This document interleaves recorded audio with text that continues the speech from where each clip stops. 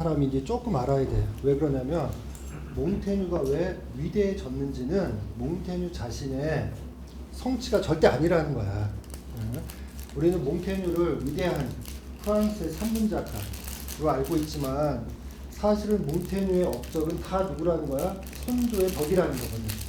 선조의 덕. 그러니까 사람은 기본적으로 경제적으로 좀 부유한 가정에서 태어날 필요가 있어.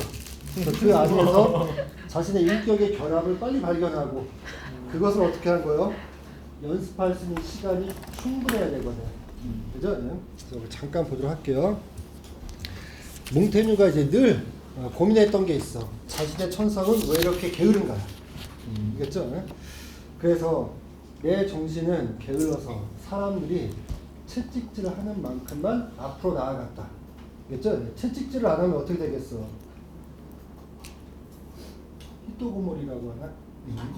히키고모리지. 일본인가? 안 되는지. 그죠? 거기 이제 보니까 신분 상승이라고 돼 있죠. 뭐냐? 몽테뉴는 그걸 못 느꼈는데 몽테뉴의 아버지가 보르도의 시장직을 최선을 다해서 그저 사회적 평판을 얻기 위해서 노력하는 장면이 있어. 그게 자신의 아들의 교육에 직접 영향을 주거든요. 바로 뭐냐? 몽테뉴의 선조는 생선장수였어. 생선장수. 그리고 몽테뉴의 선조인데 그 선조는 아버지계를 말하는 거야. 부계. 어머니계는 뭐야?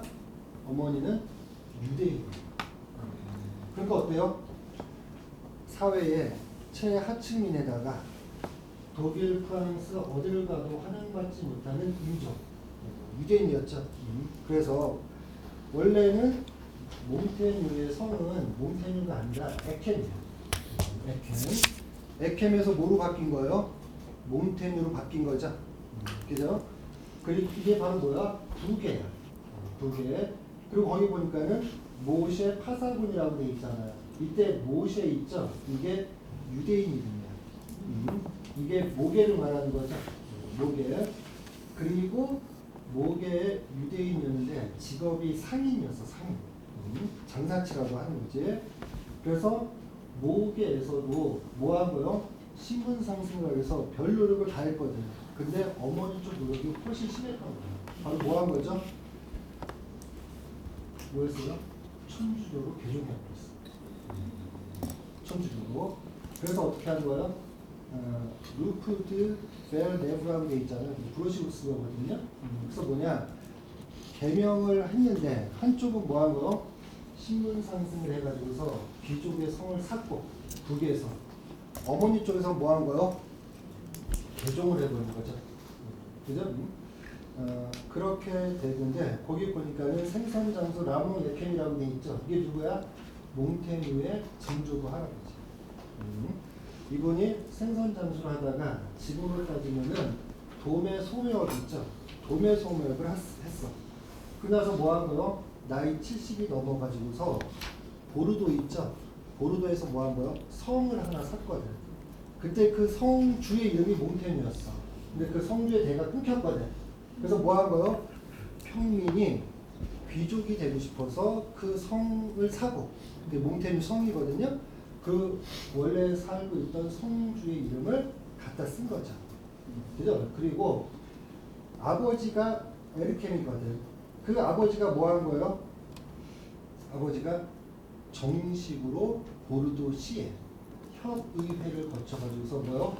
귀족의 호칭을 받아. 그게 바로 뭐예요? 쉐르드 몽테뉴. 알겠죠?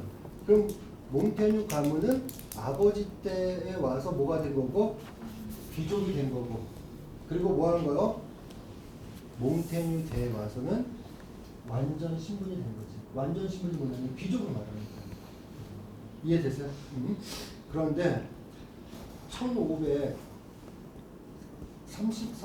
2월 마지막 날 인물의 출생이라 했잖아. 몽테뉴가 태어났거든. 근데 몽테뉴가 태어나기 전에 두 딸이 먼저 태어났어. 그 딸들이 몇 달을 살지 못하고 죽었거든. 그렇죠? 그래서 뭐 한 거요? 두 딸이 뭐죠? 태어나자마자 병치레를 치르고 나서 몽테뉴인 아들이 태어난 거죠. 이때 아버지가 보니까 힘들고 지친 아버지의 초상이라고 돼 있잖아. 그죠? 빨리 볼게요. 이탈리아의 교양 찾았어요. 뭐냐? 그러니까 뭐냐? 아버지는 귀족의 칭호를 얻었죠. 아버지 댁에 와서. 그죠? 이분이 보르도 시장일 때 프랑스 왕을 아련해가지고서 우리로 치면은 뭐 한 거야? 이탈리아 여행을 하게 됐거든. 이탈리아 여행. 뭐냐면은 프랑스의 각 도시 있죠. 도시의 시장들이 뭐 한 거요? 프랑스 왕의 해외 여행에 동반된 거거든. 그러고 나서 이탈리아를 가고 나서 이탈리아에서 충격을 받아. 왜 그러겠어요? 왜? 프랑스에서 볼 수 없는 이탈리아 특유의 뭐가 있겠죠? 르네상스 예술 작품이 있겠지. 그죠? 프랑스 왕이 왔으니까 이탈리아는 어떻게 했겠어? 흔히 말하는 고궁을 다 데리고 다녔겠지. 그렇죠? 그리고 나서 거기에 장관이나 혹은 뭐 실무자들이 만나야 되잖아. 근데 이탈리아에서 활동하고 있던 인문주의자들을 소개시켜 준 거야. 그때 아버지가 그분들을 만나면서 아는 게 하나도 없다는 걸 깨달았어. 그러니까 뭐냐? 이탈리아의 역사는 리네상스는 둘째치고 자기는 뭐야? 프랑스에 대해서도 아는 게 없거든. 그렇죠? 바로 이게 뭐가 된 거야? 아버지한테 삶의 돌파구가 돼. 뭐냐? 아버지는 귀족 이전에 평민으로서 삶을 먼저 살았죠. 그때 그가 보르도 시장이 됐을 때 그 보르도 시장을 누가 평민 출신의 사람이 보르도 시장을 한다는 거에 대해서 귀족사에서 냉대를 당했거든. 그렇죠.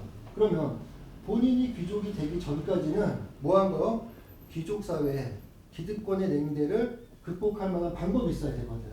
그죠? 그게 바로 뭐였어요? 이탈리아 여행이었어. 뭐죠? 자기 아들을 누구로 키우겠다고? 인문주의자로 키우겠다고 결심합니다. 인문주의자. 그죠? 그래서 뭐 한 거요? 교양 교육 있죠? 그 교양 교육에 관한 자료들과 서적들을 엄청나게 사가지고 와. 그렇죠? 그리고 본인 직접 읽는데 실패. 왜 그랬어? 라틴어로 돼 있는데 잘 모르겠어. 그죠? 그냥 중학교 2학년 영어 수준을 배워놓고서 뭐 한 거예요? 헤밍웨이의 노인과 바다를 원서로 읽는 거야. 그죠? 하루에 한 잔이 되게 버겁거든. 그죠? 다행인 건 뭐겠어요?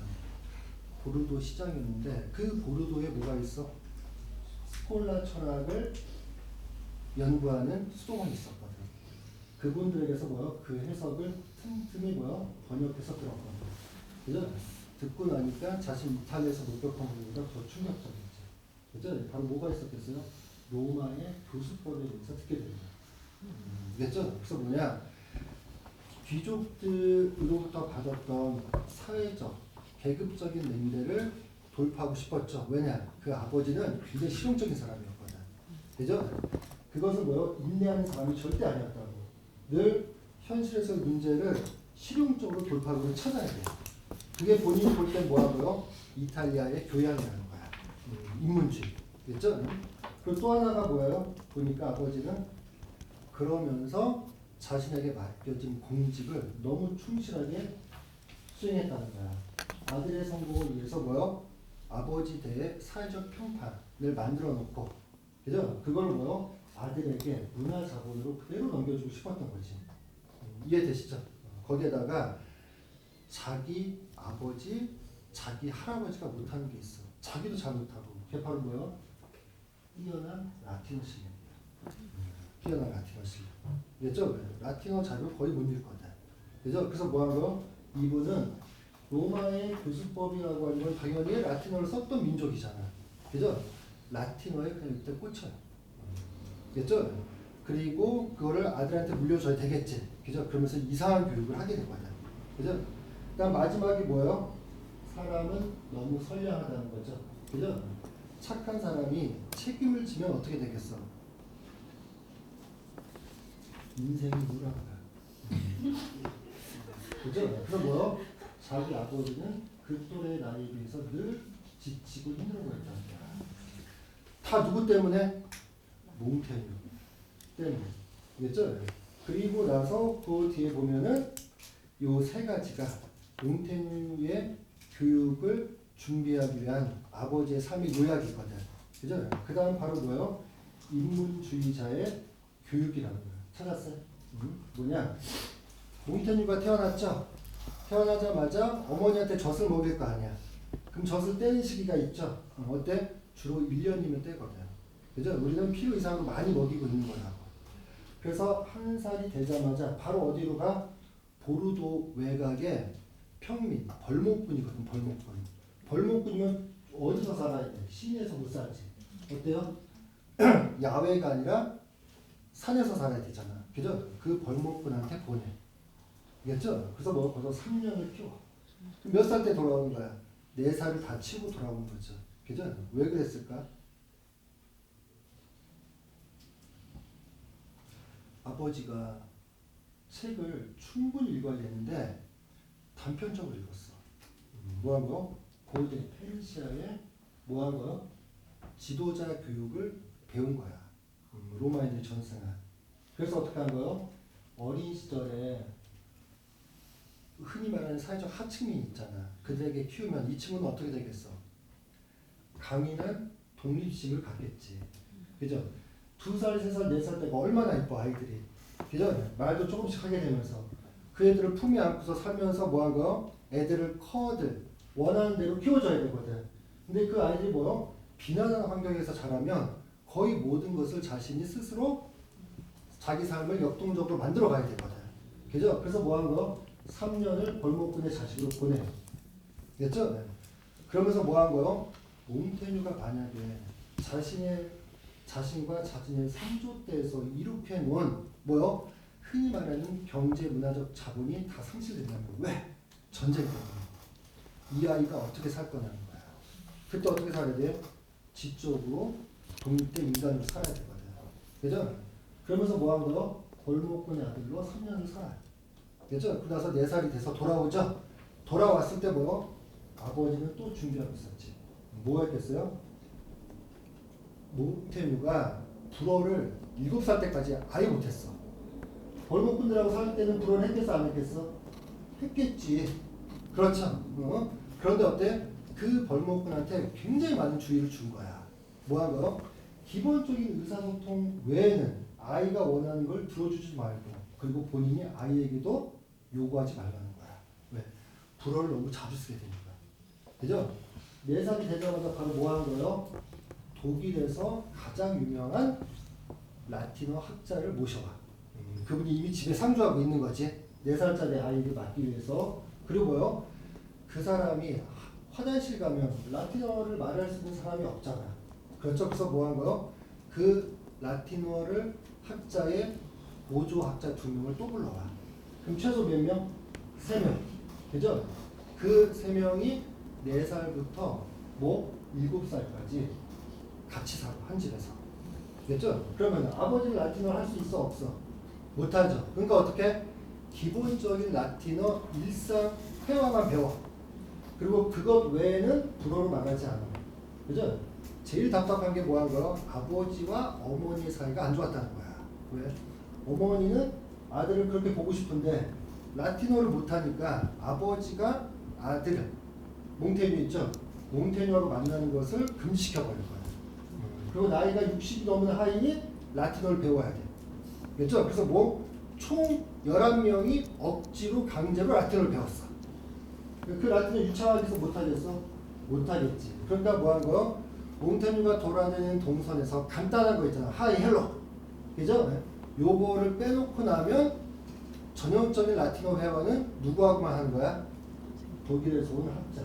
그리고 2명의 보조학자만 하는 거죠. 그죠? 그리고 나서 뭐 한 거요? 몽테뉴가 6살이 지나갈 무렵, 이제 7살이 다가올 때 몽테뉴가 라틴어로 된 노래를 부르면서 몽테뉴의 성안이 있죠.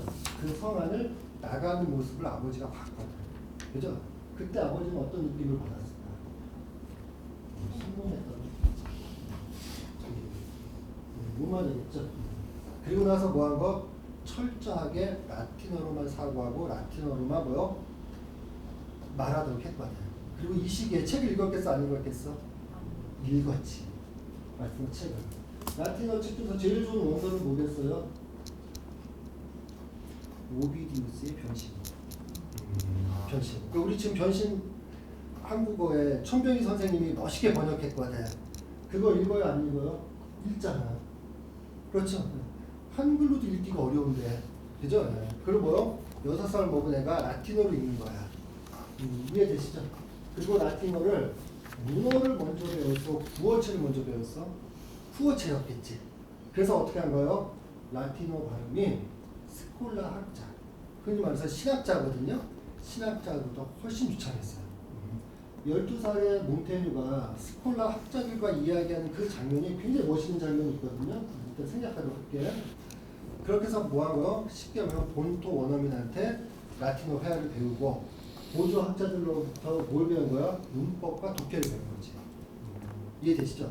그리고 이 당시에 외국어 교육은 다 암기야. 무슨 말이야? 책을 읽으면서 해석하는 게 아니고 한 문장을 암기하고 암기한 것을 번역하는 과정이야. 이해되시죠? 이게 시간이 지나가면은 훨씬 더 많은 것을 암기할 수 있게 돼. 그렇죠? 그래서 어떻게 한 거요? 거의 대부분의 라틴어 소설을 껴요. 그렇죠? 그런데 여기 중요한 게 있어. 라틴어를 그렇게 공부하다 보면 애가 싫을 때도 있잖아. 그죠? 근데 뭐 한 거요? 아들이 원하지 않으면 그날은 라틴어를 가르치자. 아들이 아침에 일어나자마자 누구한테 라틴어로 가볍게 인사하잖아. 그날은 교육을 해. 그죠? 그래서 두 가지로 아버지가 외부 조기 교육을 했다는 거야. 뭐 없이? 회초리 없이. 그리고 눈물도 없이. 그렇죠? 때리면서 해야지 효과가 있는데 아버지는 어떻게 한 거야? 회초리를 쓰지도 않고 눈물도 자기 눈에서 눈물이 나지 않았다는 거죠. 왜 그러냐? 몽테뉴의 자서전이나 몽테뉴의 에세이를 보잖아. 여자 이야기가 거의 없어. 어떤 여자? 자기 집안의 여자 얘기가. 자기 할머니 얘기도 안 해. 그 다음 또 뭐도 안 해? 엄마 얘기도 안 해. 그리고 뭐도 안 해? 몽테뉴가 나이 먹고서 성 안에 들어갔을 때 자기 딸이 몇 명이 죽었는지도 몰라. 2명이 죽었는지 3명이 죽었는지. 알겠죠? 그래서 뭔가 철저하게 자기 가족 내 여성에게는 굉장히 무심했거든. 그 이유가 있겠지. 가족 내 여성들이 왜 라틴어를 못했던 거지. 라틴어를 못한 상태에서 7살이 되니까 뭘 가고요? 기숙학교에 들어가요. 기숙학교에. 그죠? 보르도에서 최고의 학교에 입학하거든. 그죠? 여기서부터 뭐 한 거요? 본격적으로 자신이 천성이 게으르다는 걸 깨달아. 이게 뭐냐? 아버지와 같이 살면서 그리고 뭐 벌목군의 아들로 살면서 뭐 했던 거지? 자신의 의의대로 살 수 있었고 자신의 욕망대로 살 수 있었어. 그리고 뭐 한 거죠? 라틴어를 배운다는 거는 그 자체가 그냥 영어 공부한다는 게 아니야. 뭐 하는 거요? 그 자체가 하나의 훈육이거든. 근데 그 훈육을 하는데 뭐가 없는 거야? 회초리가 없었다는 거야. 그죠? 가장 자연스러운 어린아이의 본성대로 삶의 동선이 맞춰져 있거든. 근데 학교라는 데가 그런 데 아니야? 아니지. 7살부터 13살까지 학교를 다니거든요. 우리로 치면 뭐요? 중고등학교야. 그렇죠? 그럼 그 아이한테만 맞출 수가 있어? 없어? 없겠죠? 그러면서 처음으로 뭐야? 인생에서 자기가 쓸모없는 인간이라는 생각을 해. 왜 그럴까? 그 당시에는 이 학교에 지금으로 말하면 체육 교련 과정 같은 게 있어. 그죠? 그러면은 음악을 잘했을까 못했을까? 음치야. 그리고 음악을 듣는 것도 몰라. 알겠죠? 음악 감상도 못해. 그런데 사교 댄스를 배우거든. 댄스를 잘했을까? 아예 못해. 흔히 말하는 축구, 펜싱, 공놀이 있죠? 이것도 못해. 알겠죠? 거기에다가 사교술이 부족해. 사교술. 운동을 못하면 앉아서 사람들하고 뭐 하는 거요? 재미있게 스몰 토크라도 할 수 있잖아. 이걸 아예 못해. 그리고 여성들이나 남성들이 자기를 바라보잖아. 그럼 어떻게 하는 거야? 그 시선이 너무 거북해가지고 상대방을 똑바로 못 보고 항상 사시처럼 엉뚱한 것을 바라보고 있거든. 그죠?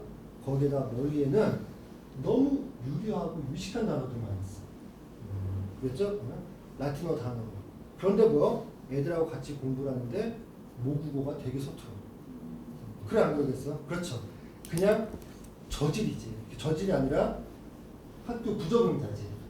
그죠? 근데 뭐요? 신체 감각 능력은 제로고 알겠죠? 그리고 몽테뉴가 평생 자기가 외모에 대해서 쓰는 부분이 있거든요. 그 당시 또래보다 평균 키가 작았어. 평균 키가. 그죠? 그리고 신체가 어때? 왜소했거든요. 그렇죠? 키가 작고 신체가 왜소하고 라틴어는 굉장히 잘하지만 수업 환경은 라틴어가 아니야. 그래서 뭐 일상적인 불어로 대화를 해야 되는데 불어의 어휘와 구문력이 비난해. 알겠죠? 이런 애가 학교 생활하면 어떻게 되겠어요? 굉장히 불행하거든. 그런데 그 아이를 그 학교에 명물로 만든 사건이 있어. 뭘까? 뭘까? 여기 써놨는데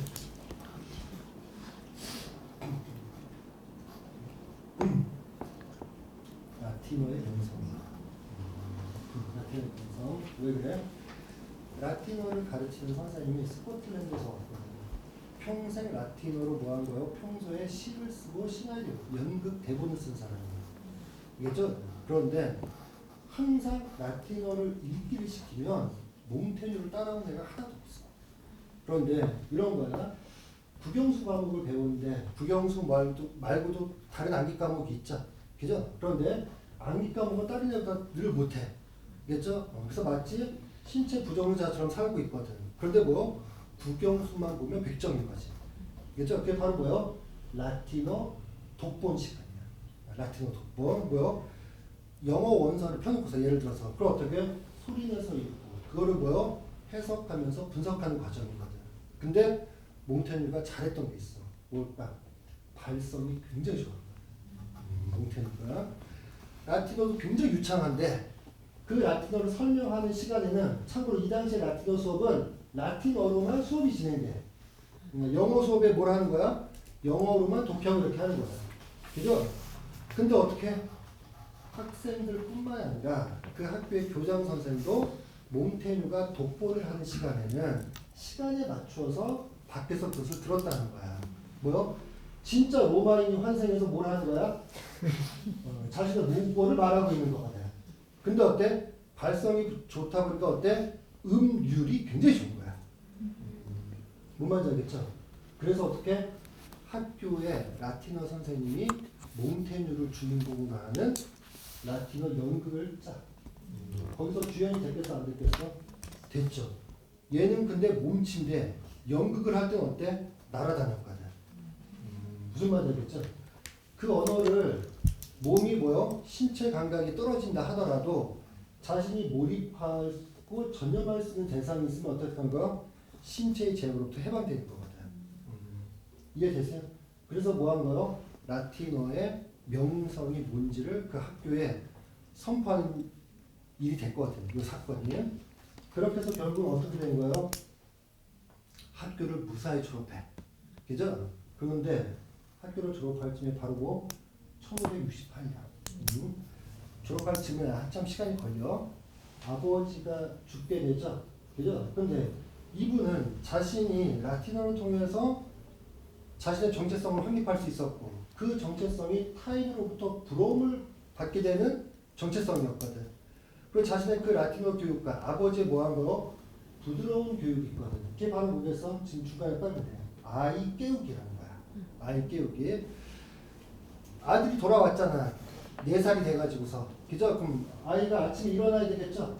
그럼 이 당시는 뭐요? 하인들이 깨우거든. 그죠? 그러면 하인이나 혹은 부모가 깨우겠지? 그럼 어떻게 깨워? 여러분들 어린 시절에 부모가 깨우신 적 있어요? 어떻게 깨워? 이렇게 해줘. 일어나야지 하면서 막 노래 부르고 막 이런. 아버지는 어떻게 깨웠냐? 로마의 교수법을 봤잖아. 그렇죠? 로마의 모든 아까 우리 오비디우스의 변신 이런 얘기 했잖아요. 그게 소설이 아니야. 뭐야? 시야 다. 알겠죠? 네? 그러면서 뭐 한 거죠? 아이를 깨울 때 플루트 연주자를 고용했어. 그렇죠? 그래서 뭐 한 거요? 플루트하고 아코디언을 연주하게 했거든. 그리고 루트라는 르네상스의 기타 비슷한 게 있어. 그거 뭐요? 우리 미셸 몽테뉴 자고 있으면 뭐 하는 거지? 거기에서 플루트, 아코디언, 루트를 연주했단 말이야. 5명이서. 그죠? 처음에 큰 소리가 나면 돼, 안 돼? 안 되지. 잔잔하게. 그러다가 뭐요? 패스. 점점 세게 계속 지속되면 안 되니까는 하강조. 페넌스. 그래서 어떻게 해? 요 음료를 타면서 뭐 한 거야? 아이가 거기에 적응하게 깨운 거야. 그럼 연주를 몇 분 했을까? 무슨 공연도 아닌데 30분에서 50분을 한 거야. 그렇죠? 매일 하루도 빼놓지 않고. 일요일날은 예배를 드렸거든. 그때도 한 거죠. 무슨 말인지 알겠죠? 그죠? 이런 게 왜 도움이 돼? 몽테뉴 책을 읽으면 야 진짜 부모가 유별나다, 막 웃기다 그러잖아. 그런데 아이를 키워본 사람은 알아. 이 대목을 인상 갑자기 자기 자신이 부끄러워. 왜? 유치원 늦지 않게, 학교 늦지 않게 뭐 한 거? 애들을 깨운단 말이야. 그럼 어때? 흔들어 깨운단 말이야. 싫어서 흔드는 게 아니라 늦으면 안 되니까. 그렇죠 뭐? 실용성의 목적에 맞추다 보면 아버지는 생각했던 거야. 필이라는 분이거든요. 뭐가 되는 거죠? 아이의 뇌, 지금 하는 전두엽이지. 전두엽에 무리가 갈 거라고 생각한다는 거야. 그리고 아침에 깨어나는 것은 항상 뭐죠? 불쾌한 경험일 거라는 거야. 사람은 평생 아침에 깨어나야 되는데 그 깨어나는 그 하루의 시작이 뭐지? 충격요법이었거든요, 여기까지. 그죠?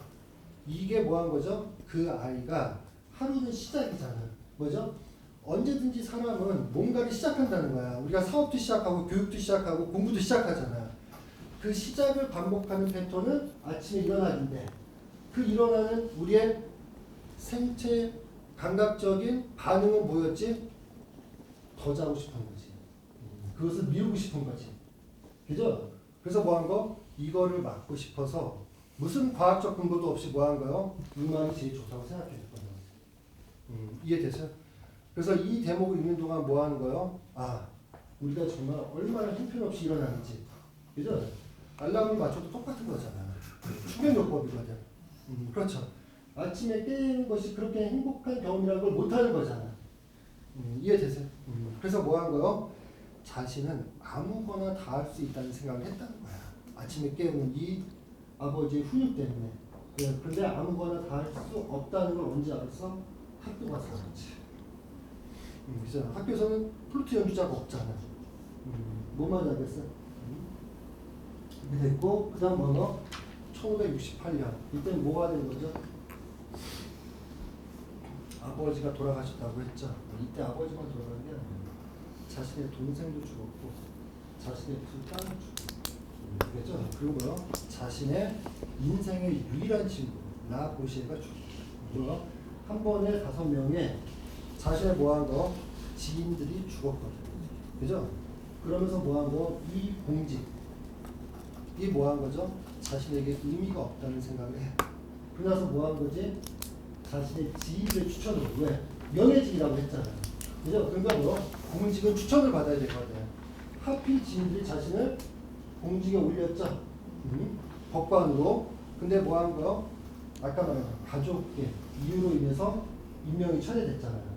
그러면서 뭐 한 거죠? 결국 자신의 성으로 들어가겠다고 생각한 거지. 그때 몽테뉴가 얼마나 인생을 엉망으로 살았냐면 몽테뉴 성 안에 여러 개의 건물들이 있어요. 가보지 않은 건물이 너무 많은 거야. 그 중 하나가 뭐 한 거? 미완, 짓다가만 성체가 하나 있었어. 2층짜리. 그죠? 거기를 갔더니 그게 뭐였어? 아버지가 어떤 목적으로 쓰려고 지으던 뭐요? 성체였거든. 그죠? 그 안에 들어갔더니 지하가 있는 거야. 지하 1층. 그죠? 그걸 뭐로 만들었던 거야? 가족을 위한 예배실로 만들었던 거야. 예배실. 거기서 예배 한 번도 못 드려봤죠. 그죠? 그리고 지상 1층으로 올라갔잖아요. 지상 1층으로 오니까 이게 공간 구획이 너무 아늑하게 짜여져 있었거든. 그죠? 그래서 이걸 뭐로 만들어? 침실로 만들어. 그죠? 2층에 갔더니 뭐 한 거죠? 몽테뉴 성의 농지와 외부의 풍경이 있죠. 그게 한눈에 다 들어갔거든. 그죠? 여기에 뭐 한 거요? 라보시에로부터 받았던 책. 아버지가 임종하시면서 남겨둔 책. 그리고 자신이 구입하고 선물 받은 책들을 갖다 놔. 이게 바로 뭐? 천권. 그죠? 그 천권의 책이 바로 뭐요? 몽테뉴 성의. 그 성체 안에 2층에 배열이 되고 거기서 뭐 한 거지? 자신이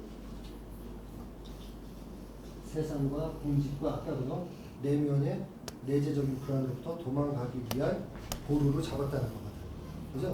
그러면서 바로 뭐요? 에세라고 하는 수상록이라고 하는 작품이 여기에서 집필이 되겠죠. 그런데 뭐요? 그걸 연구를 해봤더니 사라 블라이카 볼 때 사람이 초상화를 그리잖아. 초상화 그리면 거기 반드시 누가 있어야 돼? 인물이 있어야 되잖아. 뭐요? 몽테뉴의 에세는 인물이 없는 초상화라는 거야. 그죠? 누구를 그렸는지 정확히 모르는 거야. 그렇죠? 이해되죠? 좀 봅시다. 밑에 인용문이 실로 인간은 놀랍게도 헛되고 다양하며 물결치를 변하기 쉬운 것이다. 인간에 대해 지속적이고 한결같은 판단은 좀처럼 흘러갈 길이 없다. 이렇게 돼 있죠.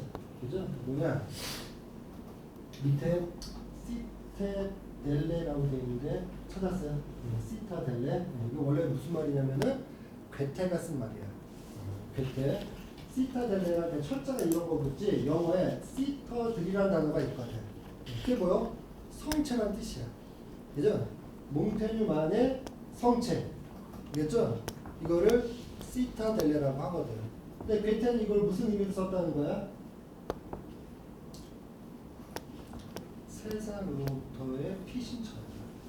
그러면은 뭘 지키고 싶은데?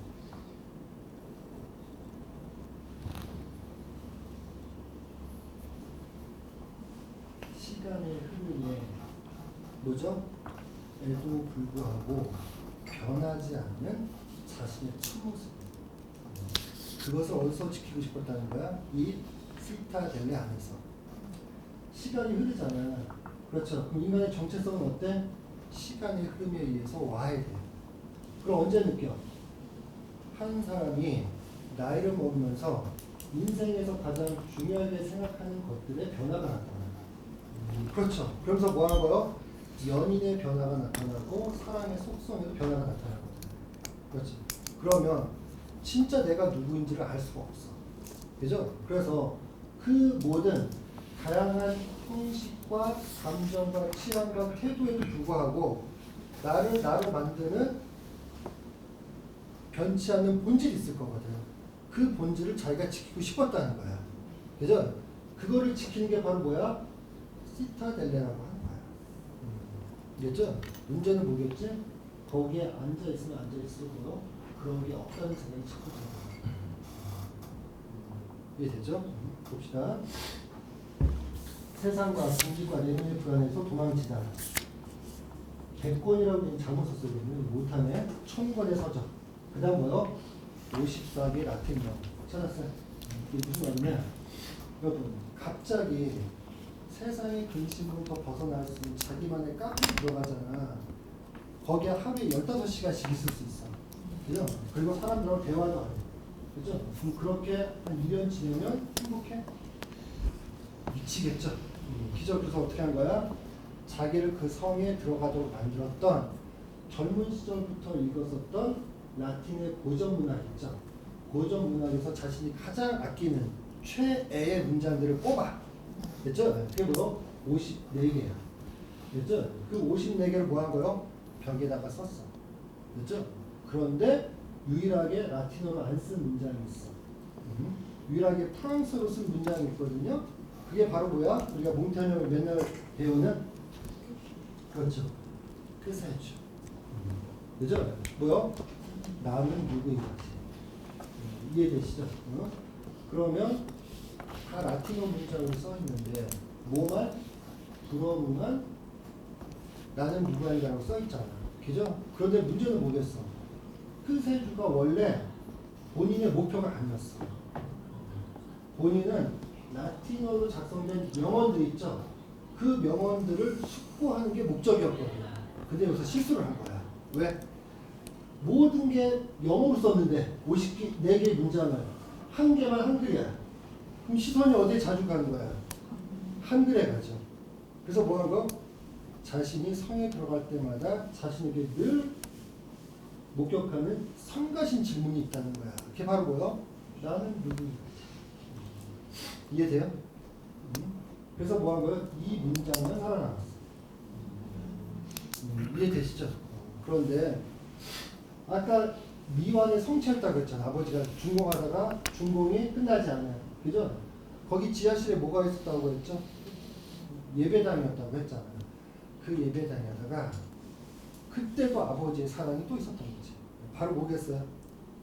예배당 지하 2층에 아버지가 뭐 한 거요? 몽테뉴의 삶의 하나의 점검이 되는 성화를 하나 제작해서 뭐 한 거요? 붙여놨거든. 그죠? 그게 바로 뭐요? 용과 싸우는 미가엘 대천사야. 그렇죠. 이 용이 중세 그림에 굉장히 많이 나오거든. 그렇죠. 그 용이 바로 뭐야?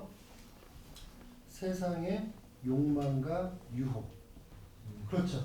거기에 끝하지 않아. 뭐죠? 영적인 교만과 자만이야. 왜?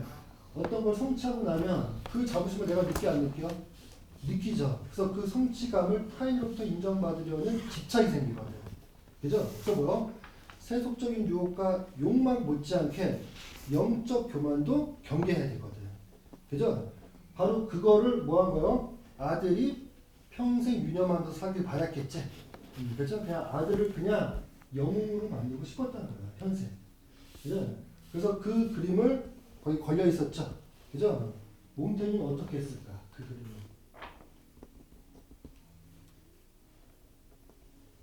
치워버렸어.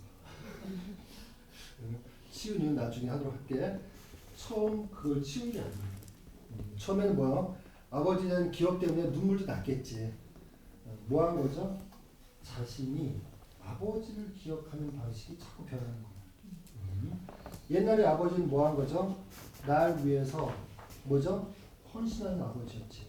그죠? 하지만 자신이 뭘 느꼈어? 아버지, 부계로부터 물려받은 약점이 있다는 걸 알게 됐어. 그죠? 그건 뭐지? 자신에게 집중하지 못하는 인격의 결함. 아버지는 자신에게 집중해서 못했어? 못했지. 할아버지, 손주들은 어떻게 했어? 먹고 살기 바쁜 데다가 세속적인 성취를 이루기 위해서 뭐 한 거죠? 철저한 현실주의자가 됐거든. 그렇죠. 그게 뭐? 몽테뉴 가문의 피에 흐른다는 거야. 그렇죠. 그런 사람은 뭐 하는 거야? 평판을 추구하는 거야. 그렇게 알겠어? 쉽게 말하면 전문가가 돼야 되는 거야. 남한테 인정받을 수 있는. 그죠? 그래서 자신이 책을 못 읽는 거는 유년의 트라우마라고 생각했어. 아까 뭐 한 거요? 염세 동기 농민운동들이 있었잖아. 사실 그보다 더 내밀한 뭐가 있었다는 거야? 공포가 있었다는 거야. 뭐? 자기 자신으로 살기 두려운 공포지. 자기 자신으로 살아가야 되는데 그렇게 사는 게 두려운 사람이 있다는 거. 그게 뭐? 바로 부계의 피에 흐르고 있었다는 걸 알고 있었던 거지. 이해되세요? 그죠? 그래서 이거를 정말로 실감해. 그죠? 몽테뉴의 행동 그 자체만 보면 뭐한 거요? 16세기 최고의 뭐요? 개성을 갖춘 주관주의자거든. 근데 뭐야? 정작 그 성 안에서 뭐 한 거죠? 자신의 목소리를 발견하지 못할 거라는 그죠? 두려움에 시달리거든. 그죠? 그게 뭐에 나타나? 몽테뉴의 에세이를 썼는데 거기에 고전의 위대한 작가들의 명언이 너무 많이 나와. 그죠? 그것 자체가 간접적으로는 뭐 한 거야? 간접적으로는 자신이 권위에 호소하고 있고 내가 그것을 읽었다는 것을 세속의 학자들에게 평판으로 알리고 싶은 내밀하고 부끄러운 동기였다는 거야. 그죠? 나중에 이런 동기를 다시 해석하는 과정이 나와. 그죠? 거의 중요한 일이 나오거든. 뭐냐? 한동안 자신의 인격의 결함으로 고통받아. 몇 년씩. 그러다 그 고통의 의미를 다시 발견해. 알겠죠? 그래서 뭐가 일어나는 거야? 인격의 변화가 일어나. 알겠죠? 부계에는 나를 포함해서 뭐가 하는 거지? 타자의 욕망에 뭐요? 근접하려는 평판에 대한 인정 욕구가 너무 강한 거거든. 이해되시죠? 어쩌면 자신이 성 안으로 들어간 건 뭐야? 성 안으로 들어간 거는 자체가 이미 사회적 성취를 이룬 사람들에게 자신을 봐달라고 선언하는 행위였을지도 모른다는 거야. 그렇죠? 우리는 그게 뭐요? 철저한 주관성을 혹은 자기 자신의 진실한 뭐죠? 모습을 보러 가는 과정으로 보이지만 그거는 내밀한 동기 차원에서 뭐죠? 이미 자신이 특별한 사람이라는 것을 보여주려는 사회적인 공헌에 불과하다는 거거든. 그러면서 어때? 자신의 동기를 계속 해석해. 그죠? 그럼 어때? 자신의 입장이 힘없이 변하거든. 그죠? 그러니까 어때? 자신이 하는 모든 선택은 회의. 우리가 흔히 의심한다고 하잖아. 그죠? 의심의 다양한 스펙터클에 늘 걸려. 그죠? 이러고 나니까 자신의 진실한 참모습이라는 게 허상에 불과하다는 걸 자꾸 느껴. 됐죠? 그러면서 그 유명한 뭐가 나와? 속기사의 글쓰기가 나와. 속기사의 글쓰기. 봅시다.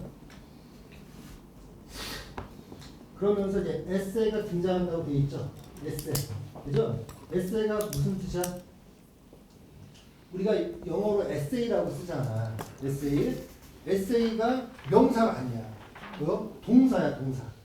영어에서 동사의 뜻으로 뭐예요? 처음 시도하다. 처음 시도하다. 그죠? 그런데 그 에세이가 영어죠? 그게 사실 어디서 온 거야? 외래어지. 라틴어. 그죠? 그게 뭐로 돼 있어요? 엑사기움이라고 돼 있잖아. 그죠? 그럼 이 불어로 에세라고 썼을 때는 라틴어의 원어의 의미를 그대로 갖고 있을지 모른다는 거야. 그죠? 그게 바로 뭐야? 무게를 재다. 무게를 재다. 무게는 무슨 무게를 잴까? 내 생각과 타인의 생각이 무게를 잰다는 거죠. 내 생각과 타인의 생각. 이때 타인이 누구겠어? 우리의 특이한 것이 있어. 바로 그 두 개야. 이때 타인은 누굴까? 내 생각도 있고 타인 누구의 생각도 있거든. 그 타인은 누굴까? 응?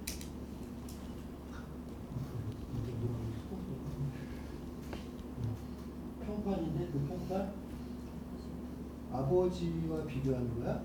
아버지는 그럴 자격이 못 되는데 조심도 있지만 학자들. 그렇죠. 자신이 읽었던 위대한 고전의 저작이지. 그렇죠. 자신의 생각과 두고 권위의 목소리와 그 무게를 재본다는 거. 그렇죠? 몽테누는 어느 시절 벌목구 밑에서 자랐잖아요. 그래서 뭐요? 몽테누는 평생 동안 거친 음식을 먹었어. 그러니까 뭐요? 세련미가 없어. 어떤 점에서? 지적으로는 어떤 건데? 탁월한데. 뭐요? 생활 수준에서는 뭐 한 거죠? 지금 타고나는 세속적이었거든. 이게 무슨 말이냐? 몽테뉴 유명한 명언이 있어. 보도록 할게요. 어디 있는지 봅시다. 최고의 예술은 승계하고 뭐요? 최악의 예술은 향유하고. 찾았어? 그렇죠. 몽테뉴의 취미가 뭐였을까? 라틴어로 시를 쓰는 거야. 그렇죠. 그럼 라틴어의 시는 운율이 있어 없어요? 정형시거든. 있지. 그렇죠. 그걸 누가 만든 거야? 위대한 베르딜리우스 같은 뭐요? 로마의 시인들이지. 그죠? 뭐요? 탁월함을 알아보는 최고를 알아보는 안목이 있어. 그죠? 근데 문제는 뭐겠어? 몽테뉴는 이상하게 라틴어를 그렇게 잘하는데 글쓰기를 잘 못했어. 뭐요? 정확히 말하면 글쓰기를 못한 게 아니라 라틴어의 최고는 라틴 시문학이야. 시는 잘 안 되는 거야. 그렇죠? 그럼 이 친구의 특징은 뭐야? 힘들면 포기야. 그렇죠? 그래서 어떻게 한 거야? 포기하되 그것을 숭배하면 돼. 그죠? 내가 라틴어로 위대한 시를 못 쓴다고 해서 라틴어를 나의 일상에서 다 수고해서 어디에다가 가둬두면 안 되거든. 뭐 한 거? 끊임없이 내 일상에서 노출시켜야 돼. 그럼 뭐 하는 거지? 끊임없이 숭배하는 거지. 그렇죠? 그런데 몽테뉴가 또 잘하는 게 있어. 뭐죠? 우리로 치면은 저쪽 유럽이나 미국 같은데 최고의 뭐 중세 프랑스 문학을 전공했어. 그래서 뭐 하는 거요? 중세 프랑스어를 유창하게 읽고 그걸 뭐요? 시도 좀 써보려고 해. 근데 어때? 아, 좀 재미가 없어. 내가 시 쓰는 거냐. 대신 뭐요? 프랑스의 중세 시문학은 맨날 읽어. 그러면서 뭐 하는 거 정말 위대하다고 생각해. 그런데 밖에 나가면은 이 사람은 뭐해? 트로트나 뽕짝을 그렇게 잘 부르는 거야. 뭔 말이겠죠? 뭐요? 벌목꾼이나 시장 혹은 염전의 상인들이 부르는 노동요거든. 이게 뭐요? 민속음이죠. 그죠? 민속의 가요인데 이걸 뭐야? 속가라고 해. 세속의 노래라고 하는 거야. 그걸 어떻게? 그거는 창작을 하지 말라고 해도 무수하게 하는 거야. 그죠? 그래서 뭐 하는 거야? 고전문학을 배운 사람 입장에서는 이렇게 자꾸 뽕짝 리듬에 익숙해지면 캐던스라고 하는 그 육가군, 라틴어의 그 육가군을 잘 맞출 수가 있어 없어? 못 맞추잖아. 이게 단조어가 돼. 그죠? 근데 어때? 그거는 맨날 흥얼거리고 따라 불러. 그럼 어때? 기분이 너무 좋아지거든. 그죠? 저렇게 라틴어에 능통한 사람이 혼자 있을 때 주로 뭐 하나 봤더니 미스터 트롯 틀어놓고서 박수치고 노래 부르는 거야. 그죠? 그리고 뭐 거기다 뭐 누가 이기라고 뭐요? 문자하고 있고. 그죠? 이해되세요? 몽테주는 뭘 싫어했냐? 어중간한 거를 경멸했어. 왜? 모든 위선은 거기서 발휘된다고 생각해. 그죠? 우리도 좀 그런 게 있지 않아? 그렇죠. 뭐야? 중간치, 어중간한 거는 뭐 한 거요? 철저히 경멸하지만 최고는 모방하기가 어려워서 숭배해요. 그러니까 흔히 말해서 뭐 한 거요? 최고가 최악을 바라보는 태도가 뭐요? 오만한 거예요. 아버지로부터 철저히 훈련된 거죠. 뭐요? 세속적인 가치를 어때? 존중할 줄 안단 말이야. 그리고 그것을 뭐 한 거죠? 기꺼이 즐겼다는 거야. 그겠죠? 네? 라틴어의 육가군을 쓴 로마의 시풍을 숭배했지만 뭐 한 거죠? 세속 가요 혹은 속가를 뭐요? 기쁘게 따라를 부르는 사람이었다는 거야. 그렇죠? 그래서 항상 이분이 하는 말이 있어. 내가 만약에 역사서를 쓴다면 나는 역사의 시대 구분에는 저거하지 않겠다는 거야. 개의치 않겠다는 거야. 역사는 제일 중요한 게 뭐야? 시대 구분이잖아. 그렇죠? 나는 뭘 쓰겠다는 거야? 역사 속에 등장하는 인물의 인물됨을 쓰겠다는 거야. 인물됨. 그렇죠? 나중에 이분이 10년 동안 성체에 갇혀 있다가 나중에 뭐 하는 거야? 거기서 나와. 여행을 가거든. 거기 하인부터 같이 따라가. 친구도 따라가고. 그죠? 그런데 로마를 가면 뭘 봐야 되는 거야? 교황청의 바티칸. 궁을 봐야 되는 거잖아. 그죠? 흔히 말하는 유적지를 하나도 안 가. 그죠? 대학교 시간을 어디서 보내? 술집에서 시간을 보내. 그죠? 그래서 뭐 한 거요? 흔히 말해서 그 사회 최하층민들이 있죠. 그 하층민들에게 겸양법을 가지고서 이름을 부른다는 거야. 뭐냐면 사회적 신분이 있기 때문에 옷을 보면 알 수 있거든. 그렇죠? 근데 그 최하층의 사람들이 나한테 말을 걸면 나한테 어떻게 해요? 존대를 하겠지. 근데 어때? 그가 말을 걸기도 전에 뭐 했다는 거야? 몽테뉴가 먼저 그들을 존대했다는 거야. 그렇죠? 그리고 나서 밤새도록 주막에서 술을 마시면서 떠들었다는 거야. 이해돼? 그렇죠. 예전에 예일대학교의 한 교수님인데 유명한 고전문학 가르치는 거 예일대학교에 그리스 고전학과가 있거든. 그죠? 그분이 어느 날 학교를 안 가는 날 집에 있는데 마침 배관공이 온 거야. 집에 하수구가 막힌 거지. 그죠? 근데 거기 앉아 있는데 어때? 그 배관공이 계속 하수구를 뚫고 있었겠죠. 그때 그 사람하고 1시간 반을 있었어. 그때 자기가 뭐하고 뇌가 정지됐다는 겁니다. 배관공이 어느 그 사람의 취향과 그 사람이 세계관을 공유하지 못하다 보니까 마치 자신이 모르는 외국인하고 앉아있는 기분이었대거든. 그렇죠? 왜 그러겠어?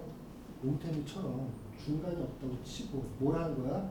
최고를 숭배할 줄 아는 사람이 최악을 향유할 줄 알아야 되거든. 그죠? 그러니까 대부분 만나는 사람들이 지식인은 한 명도 없어. 그리고 고적을 다니지도 않아. 다 누구를 만나는 거야? 마부 같은 사람들 만나는 거야. 그 다음 장사하는 사람 만나고 그 다음 또 뭐야? 창녀들을 그렇게 만나는 거야. 얼마나 되겠죠? 그렇게 하면서 이게 몽테뉴의 태도거든. 알겠죠? 그리고 나서 이제 거기에 복잡한 잠깐 하도록 할게요. SATC 뭐라고? 무게를 재어본다는 거잖아. 그렇죠? 무게를 재어보는데 원래 누구의 무게를 재어보려는 거야? 나의 생각과 타자. 그 권위의 목소리에 말과 비교해본다는 거잖아. 이걸 어느 중간에 포기. 그리고 뭐 한 거요? 내 생각과 내 생각을 비교해. 왜 그러겠어?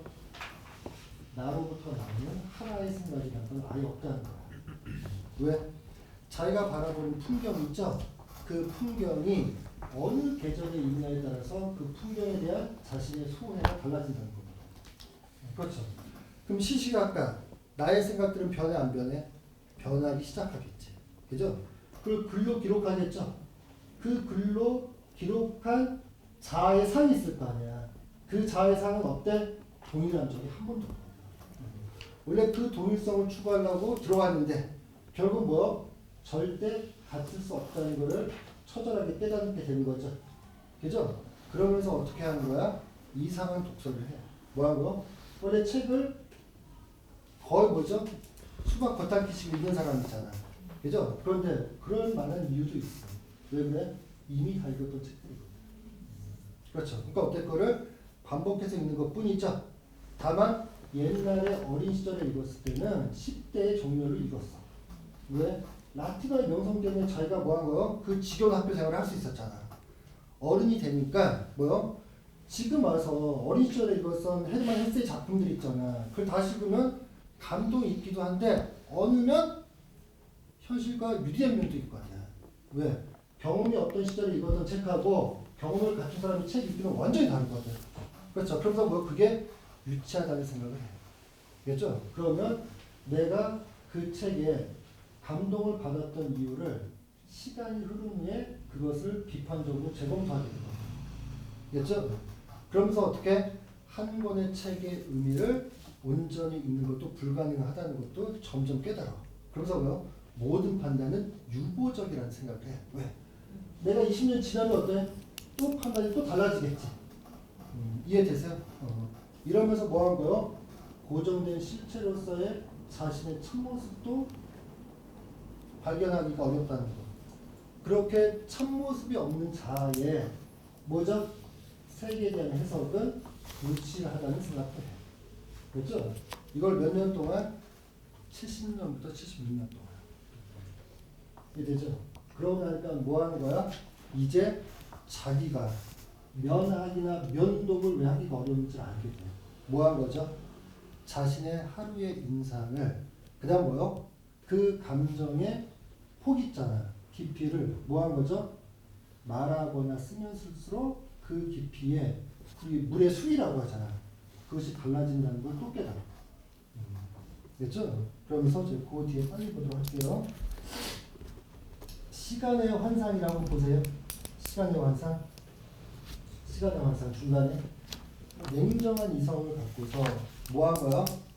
자신의 글쓰기에, 자신의 사유에 어떤 질서를 부여할 거라는 욕망이 있었어. 이게 뭐 한 거야? 그냥 거대한 환상이라는 걸 깨닫게 되죠. 그죠? 그리고 무질서한 상상의 모습과 순간적인 받아적기라고 찾았어요. 그게 뭐하냐? 이제부터 이 사람의 입장은 자신의 참모습 있죠. 혹은 세계의 진실한 모습. 이걸 축약해서 뭐라고 해? 진리라고 하지. 진리를 포기해. 진리를 찾아갔던 사람이. 그래서 뭘 추구해? 인상을 추구해. 인상을. 그래서 어떻게? 진리를 포기하고 뭐 한 거요? 인상을 사로잡기 위해서 노력하거든. 그럼 머릿속에 떠오르는 잡념들과 생각의 흐름들이 있겠지? 어떤 대상과 마주했을 때. 그죠? 그건 어때? 자율적이야. 내가 의도하고 정리하고 통제해서 나오는 게 아니겠죠? 그죠? 그거를 받아 적기 시작하죠. 그죠? 그러면 이거는 속도가 빨라야 돼? 안 빨라야 돼? 빨라야 되겠지. 바로 뭐 하고 속기사로서의 글쓰기의 기술이 등장한다는 거야. 처음에 본인도 어떻게 했어? 하버드에 다니는 대학원생들처럼 천천히 깊이 읽고 한 단어 한 단어를 어때요? 공들여서 마치 금속을 세공하듯이 글을 썼겠지. 그죠? 그러고 나면 뭐요? 그 문장이 끝나기도 전에 그 문장에 담겨 있는 입장이 불과 그 문장을 쓰기 전에 입장과 다르다는 것도 알게 돼. 그죠? 그 속도로 어때? 문장을 쓸 수가 없거든. 그죠? 그러면서 뭐 한 거죠? 사물의 외양이 진실일지도 모르라는 생각해. 사물의 외양이 아니라 사물의 어디? 내면으로 들어가야지 본질이 있다고 생각하잖아. 자신은 냉정한 이성을 가지고서 그 본질을 추구해서 사물의 질서를 세우려고 했거든. 근데 결국 뭐요? 그 사물에 대해서 자기가 단 한 문장으로 쓴 것은 더 이상 그 문장을 쓰는 순간 그 사물에 대한 자신의 입장이 바뀐다는 걸 알거든. 그럼 이제 뭐죠? 진리를 포기한 대가로 뭐요? 사물의 우울한 외양이 어쩌면 진리라는 거야. 원래 진리는 외양은 우울하면 돼, 안 돼? 안 되지. 왜? 아직 진리를 포기하지 않은 사람의 뭐가 있는 거야? 후회가 있는 거지. 그죠? 그래서 사물의 우울한 외양, 외관을 기록하는 사람이 된다는 거야. 그죠? 바로 인상을 추구하는 사람. 근데 그 인상은 어때? 더덥기 때문에 빠르게 흘러가거든. 그럼 적으려면 어떻게 되는 거예요? 무작정 빨리 적어야지. 뭔지 알겠죠? 그러면서 뭐 한 거야? 지금까지는 자신이 글을 쓰겠다라고 생각했는데 결국은 뭐지? 자신이 쓰는 글의 내용이 뭔지를 알게 된 거야. 자신의 글쓰기가 행위 있잖아. 글 쓰는 행위. 그 행위의 목적을 알게 된 거지. 그건 뭐야? 이것은 시시각각 변하는 자기 삶에 대한 반응이라는 걸 알게 된 거야. 시시각각 변하는 자기 삶. 우리의 삶은 변해 안 변해? 변하지. 시시각각 변한단 말이야. 내가 내 삶을 통제하고 싶어도 우연이라고 하는 것은 건방지게 끊임없이 개입을 하죠. 삶 자체를 통제할 수가 없는 거거든. 그죠? 시시각각 변하는 삶에 뭐가 있는 거야? 경험들이 있어. 그죠? 바로 그것에 대한 반응이 뭐였다는 거야? 자신의 글쓰기였다는 거죠. 그렇죠. 그래서 이제 뭐요? 자신의 심각한 주제는 뭐요? 글쓰기에서 자신의 삶 혹은 그 삶에 부서지기 쉬운 경험으로 옮겨오거든. 그죠? 그래서 제목이 뭐야?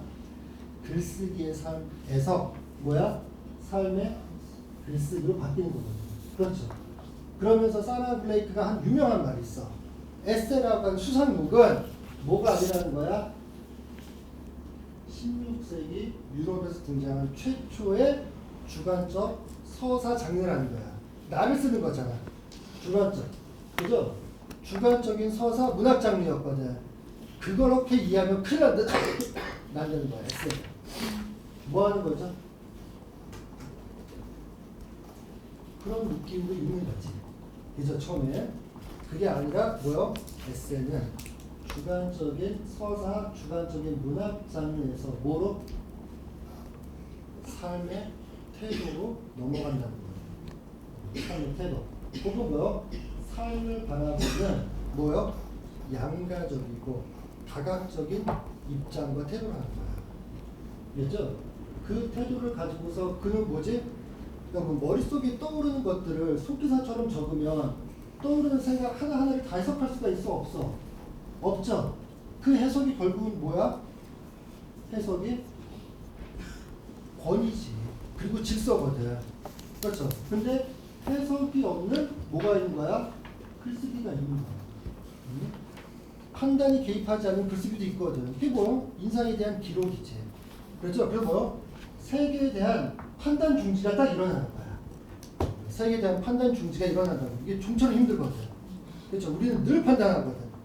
그렇죠? 그리고 언제 느껴? 파리에 뭐야? 자기가 프랑스 왕을 아련해가지고서 어디를 간 거야? 보르도에서 프랑스 파리로 소집이 됐어. 하필 그때 뭐가 있었지? 브라질에서 생포해온 브라질 원주민들이 왔거든. 온 게 아니야. 잡아온 거야. 그래서 뭐 한 거? 프랑스의 공직자들과 귀족들과 왕이 그것을 보고 있었어. 그리고 뭐요? 그 원주민을 설명해주는 해설사가 있었어. 그 내용은 다 뭘까? 귀부인도 다 있었거든요. 뭐요? 저 사람들은 사람을 잡아먹는다는 거야.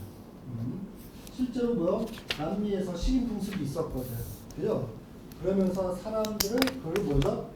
처음으로 괴물을 처음 봤다고 생각했어. 괴물을 그때 몽테뉴가 그 자리에서 든 생각이 있어. 뭐겠어? 그 사람들에 대한 기본적인 정보가 없는 상태에서 사람이 사람을 먹는 행위가 뭐라는 거요? 어쩌면 저들에게는 불가피할 수도 있었던 거야. 하지만 필요도 하지 않은 전쟁을 벌여가지고서 뭐 한 거요? 대규모로 자신의 민족과 친척들과 가족들을 살해하는 저 행위는 브라질의 저 야만인보다 더 야만스럽지 않을까라는 생각을 하고서 마차를 타고 돌아온 거예요. 그렇죠? 이게 흔히 말하는 문화적 상대주의라는 거야. 그렇죠? 네, 그 상대주의라는 개념이 아예 없던 시절에 누가 봐도 사람이 사람을 먹는다는 것은 악마거든. 그 악마가 뭐요? 지배적인 편견이고 세계에 대한 질서 있는 해석이거든. 그죠? 근데 그게 뭐라는 거야? 그 사람에 대한 정보가 없는데도 남미, 브라질 원주민에 대한 정보가 없는데도 사람이 사람을 먹는 행위를 뭐랑 연관시킨 거야? 자신이 경험했던 트라우마지. 그죠? 그래서 뭐 한 거죠? 필요에 의하지 않은 뭐 한 거? 인간의 허영과 광기가 허락한 뭐죠? 전쟁을 수행하는 게 수만 명의 뭐 한 거죠? 숨과 목숨들을 앗아갔거든. 적어도 브라질에서 온 저 원주민들은 그런 일은 없을 거라는 거야. 그죠? 그래서 야만이라는 단어의 그 의미를 우리가 뭐 한다는 거죠? 가장 단순하게 사용하고 있다는 거다. 그죠? 이 경험은 다 어디서 온 거야? 세계에 대한 판단 중심. 그죠? 뭐 한 거죠? 인상을 기록하는 해석이나 판단이 없는 뭐죠? 연속적인 글쓰기지. 그렇죠? 이게 바로 뭐야? 사물의 외양을 기록하는 사람이 갖는 독특한 태도야. 뭐죠? 가장 중립적인 태도거든. 그죠? 그러니까 뭐 가장 진실한 건 뭐겠어? 해석이나 질서나 형식이 없는 거거든. 우리는 그것을 집착하는 거잖아. 그죠? 그래서 글쓰기의 형식은 사실은 뭐야? 해석으로부터 해방된 글쓰기는 삶의 모든 제약으로부터 해방된 삶의 뭐죠? 순수한 경험을 말하는 거지. 그죠? 그래서 뭐 글쓰기는 결국 뭐요? 삶에 대한 반응일 뿐이에요. 반응. 결국 뭐죠? 삶을 사는 게 가장 중요한 문제지. 그래서 글을 잘 쓰려고 하는 사람은 처음에는 글쓰기의 기술을 고민해. 나중에 뭘 고민하는 거야? 스프레자뚜라. 몽테뉴 말. 뭐요? 삶을 골수까지 다 씹어먹는 기쁨이야. 그죠? 기쁘고 자신의 뭐한 거? 완전한 행복을 위해서 사는 삶. 그 삶이 뭐죠? 글쓰기의 기술에서 사는 기술로 옮겨가는 거지. 그래서 몽테뉴의 에세이는 그 뜻이 결국 어떻게 진화한다고? 글쓰기 기술에서 뭐요? 삶을 온전히 살아가는 기술로 옮겨가는 거예요. 이해되죠? 그죠? 그리고 나서 뭐 한 거요? 어느 순간 자신이 읽었던 그 위대한 고전들의 의미를 발견하게 돼. 이게 바로 몽테뉴의 역설이라고 합니다. 그거만 할게요. 어디 있냐?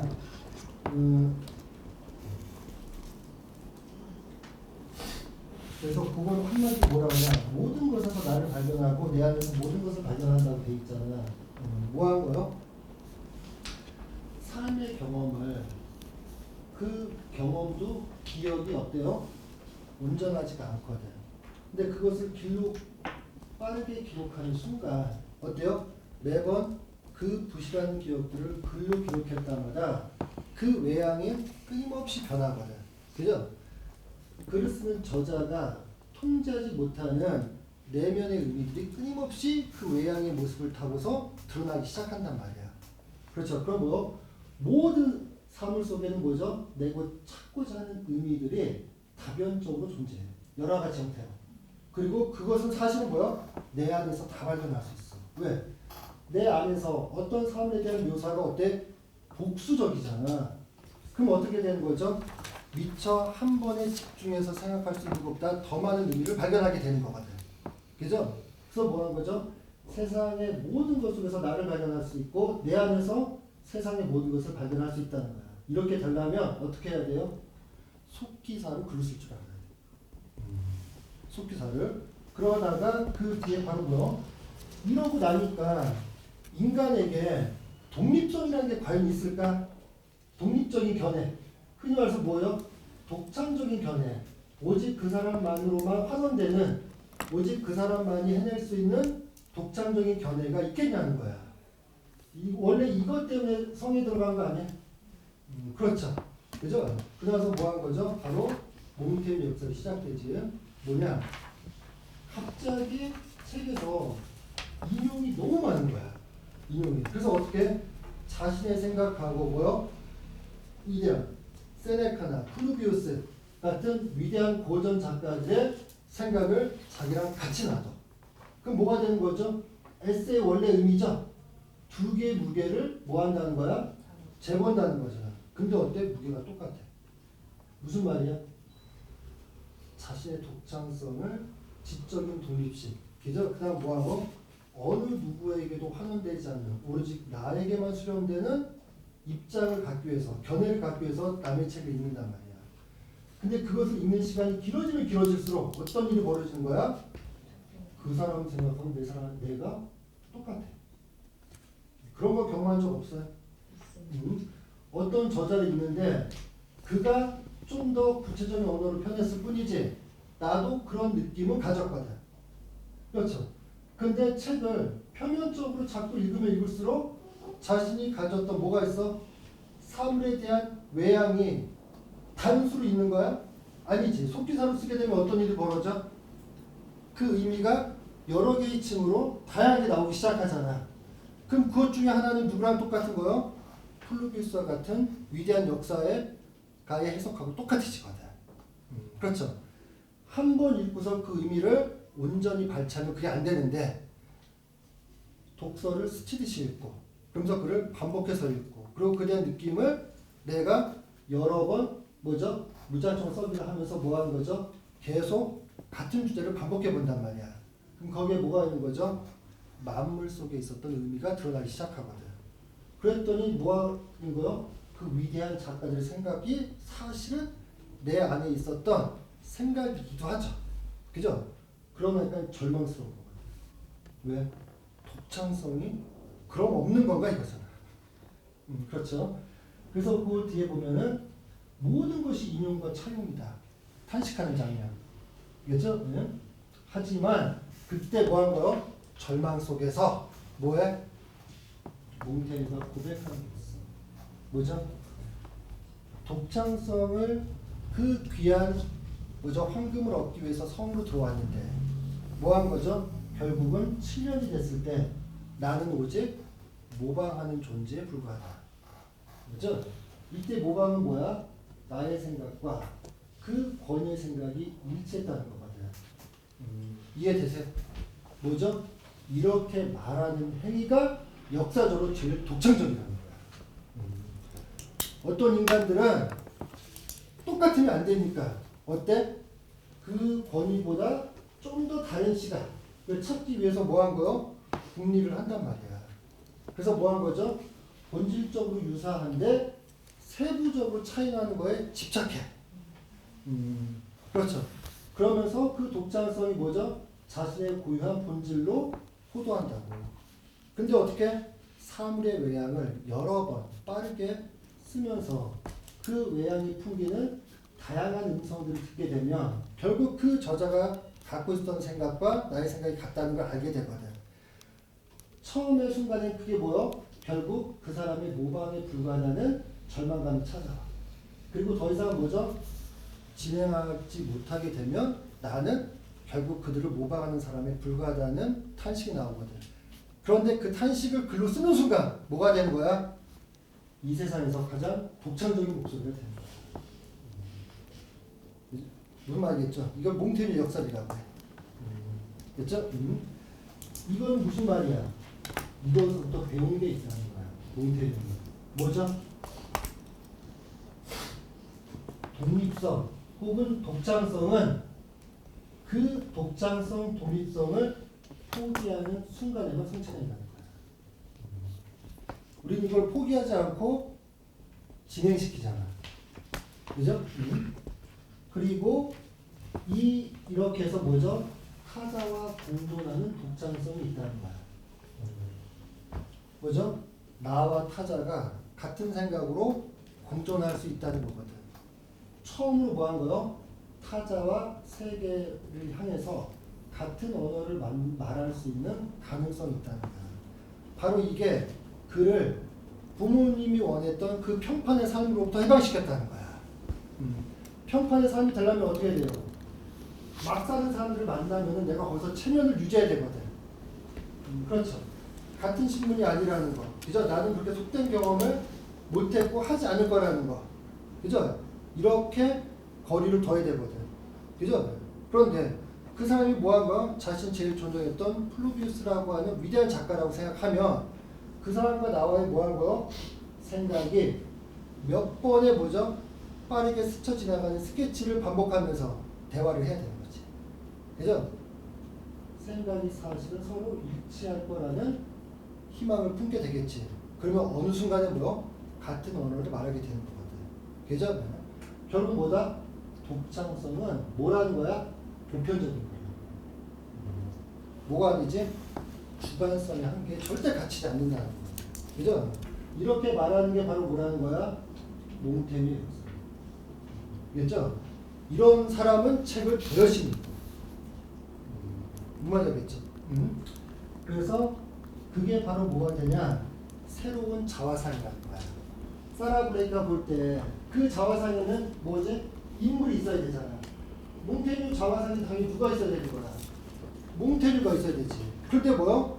그 자화상 속의 인물이 시시각각 변해. 그죠? 뭐요? 나일 때 있고 나의 아버지 때가 있고 누가 있는 거야?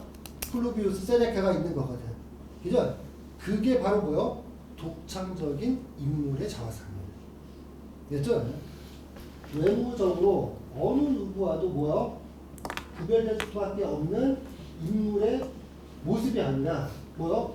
어떤 인물을 띄워도 뭐요? 늘 나라고 말할 수 있는 자화상이 있단 말이야. 그죠? 이 자화상을 만드는 인물이 바로 누구라고? 몬테뉴. 그죠? 그렇게 나오고 나중에 다시 한번 할게. 1580년이죠? 1570년에 들어갔거든. 71년에. 몇 년이 지났어? 10년이 지났죠? 그래서 느낀 건 뭐야?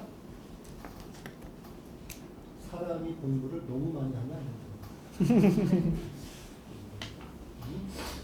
세상에 물러나는 이유는 뭐라는 거야? 그 세상에 온전히 참여하기 위해서. 그렇죠. 하지만 물러나는 거에 만족해버리잖아. 그럼 그 사람은 뭐죠? 세상에 결코 의미 있게 참여할 수 없다는 거고. 그죠? 나오자마자 한 일이 바로 뭐야? 여행이야. 여행. 그 여행을 하면서 뭐 한 거죠? 그 고전 작품에는 누가 안 나와요? 고전 작품에는 분자는 많이 나와. 동양 고전에. 근데 어때? 소인의 행동은 간략하게 묘사되거든. 그렇죠. 바로 그 소인을 찾아가요. 알겠죠? 하지만 이분이 뭐 한 거요? 평판이 있는 사람들과 이야기하잖아. 그럼 뭐요? 그 평판대로 말할 수 있었어. 평판이 없는 사람과 이야기할 때는 뭐죠? 가장 저속하게 말할 수 있었거든. 그렇죠? 이거를 언어학적인 코드에서는 뭐라고 하지? 언어학적 코드에서 레이먼 카버에 나오는 작품 속의 인물들은 표현의 한계가 너무 다르네. 그렇죠? 뭐요? 자신의 경험을 의미 있게 말하지 못하는 사람이에요. 왜? 단어의 빈곤 때문에. 그렇죠? 이런 걸 뭐라고 해? 제약된 코드. 제약된 코드라고 하거든. 그죠? 그런데 뭐 한 거죠? 가장 세련된 사람하고 가장 세련된 방식으로 말할 수 있잖아. 그리고 뭐죠? 제약된 약고가 아니라 무슨 약고? 정교한 약고라. 정교한 약고. 뭐예요? 지적 교양이 높은 사람들하고는 뭐로? 정교한 약고로 말할 수 있으면 돼요. 그죠? 하지만 우리는 뭐요? 세속을 실제로 경험해 봐야 돼요. 그죠? 그래서 뭐 한 거죠? 가장 세속적인 언어라고 하는 뭐죠? 제약된 약고에 적응할 줄 알아야 되거든. 그리고 그래서 뭐? 향유할 줄 알아야 돼요. 아까 몽테뉴의 입장이 뭐였죠? 최고는 숭배하지만 최악이라고 하는 것도 뭐요? 향유할 줄 안다는 거야. 그죠? 언어의 약호, 언어의 코드, 이 코드를 뭐요? 자유자재로 뭐 하는 거지? 구사할 줄 알아야 되거든. 그러면 뭐가 있어야 돼요? 언어와 인생이 공존해야 된다는 거야. 근데 우리가 인생을 항상 뭐 하는 거죠? 제약된 인생을 살고 싶지 않거든요. 그죠? 이번에 빌 클린턴이 대통령으로 나왔잖아. 그렇죠. 근데 그 밑에 부통령 지명받은 사람 있죠? 그분의 책이 뭐야? 그리고 유명한 사람이잖아. 민주당이었나? 헷갈리네. 히빌리의 노래인가? 히빌리죠? 그 사람이 나왔는데 갑자기 인기가 없어져. 왜 그러겠어? 자신의 삶이 제약된 코드, 자신의 주관성을 표현하는 데 한계가 있는 사회 집단, 흔히 말해서 뭐한 거요? 고립되고 가난한 지역이거든. 그죠? 그것을 극복하고 뭐한 거요? 오하이오 대학교에 힘들게 들어가서 미국 최고의 예일대 법학대학원을 나와. 그래서 뭐한 거죠? 캘리포니아에 신규 창업자로 등록을 해가지고서 명성을 얻기 시작해. 그 언어를 보면 철저하게 자신의 불편했던 현실이 있죠. 그 현실이 항상 극복의 대상으로 나와. 뭐죠? 최악이라고 하는 것을 향유할 줄 알아야 되는데 그 최악을 뭐 하는 거죠?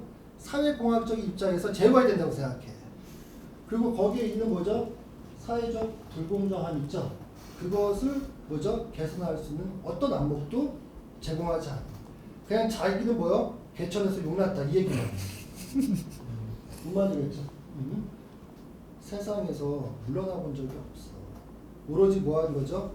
최고라고 하는 것, 그 평판을 얻기 위해서 투쟁한 사람이거든. 그죠? 이분이 처음에는 뭐로 했죠? 사회적 공직에 올라가기 위해서 노력했던 거지. 아버지의 후광과. 그리고 성에서 10년을 살았고 나머지 10년은 뭐 한 거야? 가장 세속적이고 소소한 삶이야. 그죠? 뭐죠? 존재의 평균율을 찾을 거야. 그래서 바로 됐고, 그 다음 이분이 뭐한 거? 인생의 기쁨은 뭐야? 몽테뉴 에세이가 3권이야. 첫 번째 모습에서는 뭐 하는 거죠? 자신을 솔직하고 진실하게 그려. 그렇게 그리는 모습은 어떤 모습일까? 정체성이 없는 존재로 나와. 뭐야? 늘 스스로를 헷갈리는 존재. 그죠? 3권이 되면 뭐가 나올까? 이 사람이 이제 거짓말을 하기 시작해. 거짓말을 바로 뭐요? 소박하고 진실한 모습에서 유쾌하고 이상적인 가면. 이해돼? 무슨 말이냐? 삶의 기쁨은 정직한 데도 있어. 그죠? 뭐요? 존재의 뭐요? 일관성을 유지해 주거든. 하지만 뭐요? 내가 원하면 기꺼이 거짓말할 줄 알아야 되는 거야. 그렇죠? 그리고 뭐요? 그 거짓말을 후회하는 게 아니라 그 거짓말을 심화시켜서 그 사람 세계, 나와 낯선 세계가 뭐한 거? 자신을 동질화시키는 거거든. 그렇죠? 그래서 뭐 서서히 뻔뻔한 사람의 모습으로 나와. 이때는 사기꾼이라는 뜻이 아니야. 사기꾼이라는 뜻이 아니야. 뭐 하는 거죠? 감정을 연기하는 방법도 배운단 말이야. 그렇죠? 왜 이게 필요할까? 이게 바로 책을 열심히 읽었던 몽테뉴의 장점이야. 바로 세네카라는 사람 때문에. 세네카는 가장 고전적인 이상을 갖고서 인생을 살고 싶었는데 뭐요? 현실적인 자아가 있어. 그 자아는 만족해 안 만족해? 내가 안 만족하지. 그래서 뭐 한 거? 이상적인 자아. 그리고 규범적인 자아라고 해. 규범적인 자아. 나는 당위가 저렇게 돼야 되는 건데. 그죠? 네? 현실적인 자아와 규범적인 자아 사이에 간격이 너무 크거든. 그렇죠. 그럼 진실한 모습으로 살려면 어떻게 해야 돼? 맨날 영어 표현에서 as it is, 있는 그대로 나를 받아줘야 되는 거야. 그죠? 그렇게 살면 인생에 무슨 즐거움이 있어? 그죠? 네? 세네카가 이 문제를 고민을 하다가 별의별 노력을 다 해봤거든. 그래서 뭐 한 거요? 로마인들이 하는 일이 뻔해요. 미덕을 추구하는 거야. 그죠? 네?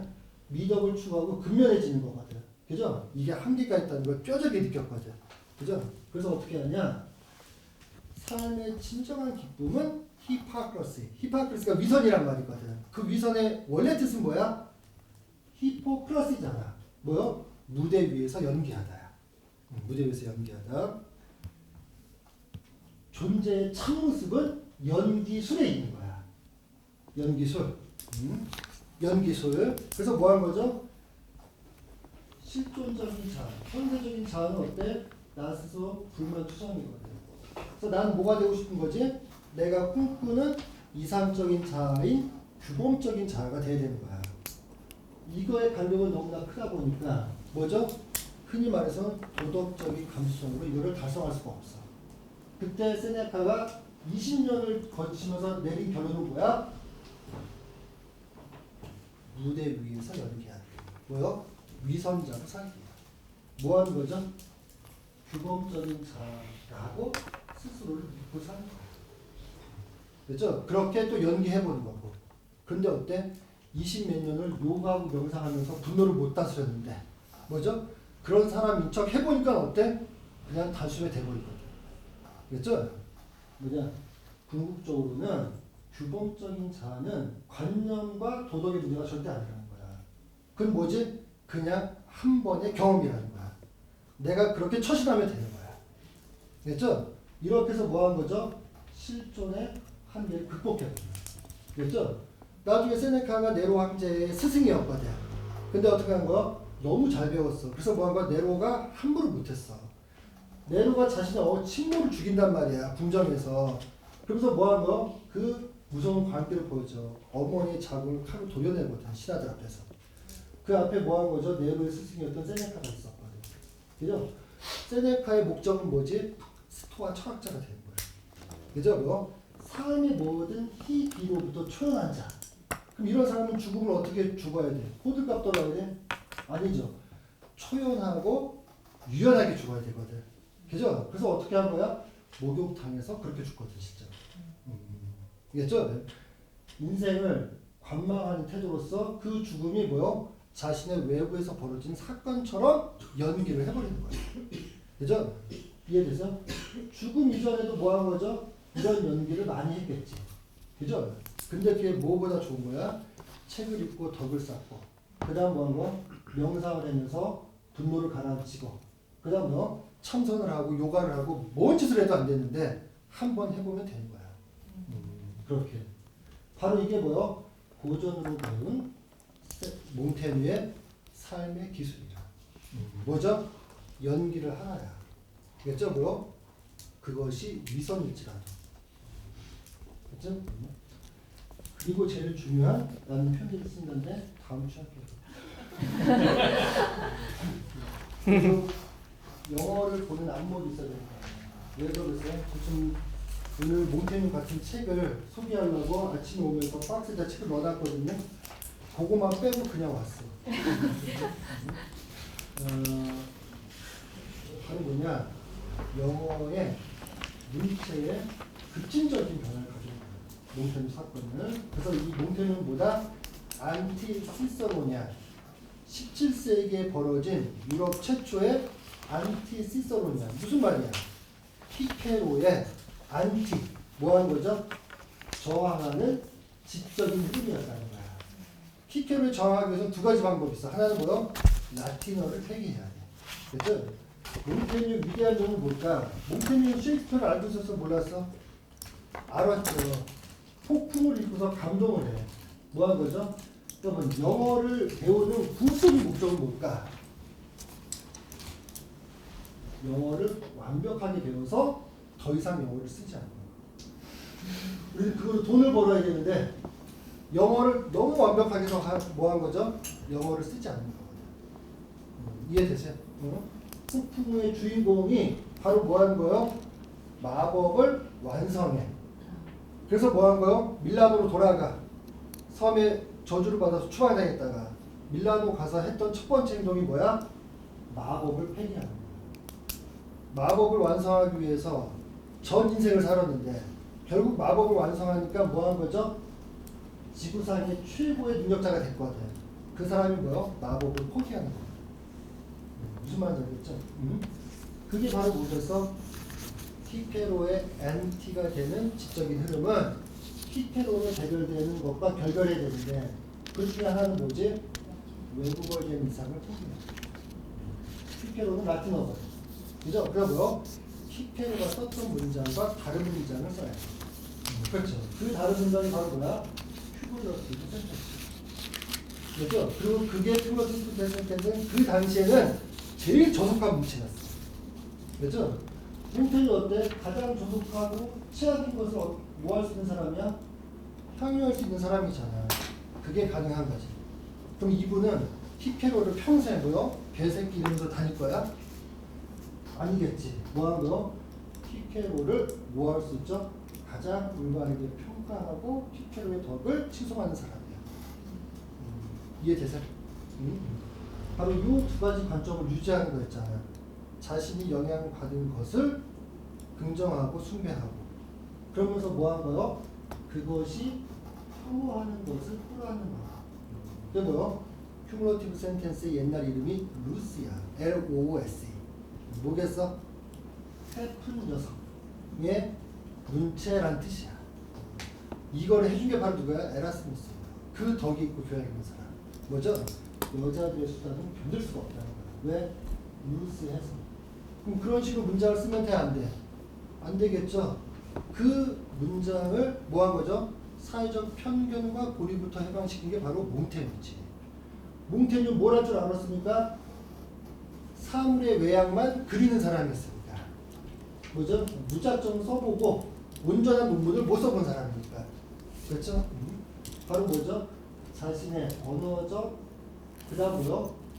언어와 지성의 한계, 그리고 뭐죠? 경험의 한계로부터 해방됐거든요. 그래서 뭐요? 외양의 진실이라는 걸 믿는 거야. 이것을 완벽하게 발전시킨 사람이 누구야? 그 유명한 오스카 와일드지. 존재의 진실하면 뭐 어디에 있다는 거야? 그가 쓰고 있는 가면에 있다는 거야. 우리는 가면을 벗기려고 하잖아. 진실을 알아보려고. 절대 아니거든. 그죠? 가면이 늘 바꿀 수가 있어? 없어? 있지, 가면은. 그렇죠. 마치 뭐랑 똑같은 거야? 사물의 외양의 느낌이 계속 변하는 거야. 그리고 그것을 뭐죠? 매번 포착해서 쓰는 거거든. 그죠? 하지만 그 가면을 선택하는 거는 원래 얼굴의 주인공의 가장 진실한 의도거든. 어떤 가면을 선택하든지 간에. 그죠? 그래서 이런 모든 유미주의, 낭만주의의 지적 흐름을 가능했던 거는 뭐죠? 히페로부터 해방된 몽테뉴의 소속이 그 다음에 조금 더 할게요. 약간 뭐 어그로를 끌지만 다음 시간에 이제 찬스하고 컬리지하고 시를 조금 다르거든요. 그래서 뭐요? 약 먹는 사람들이 왜 이렇게 글을 잘 쓰는지. 그죠?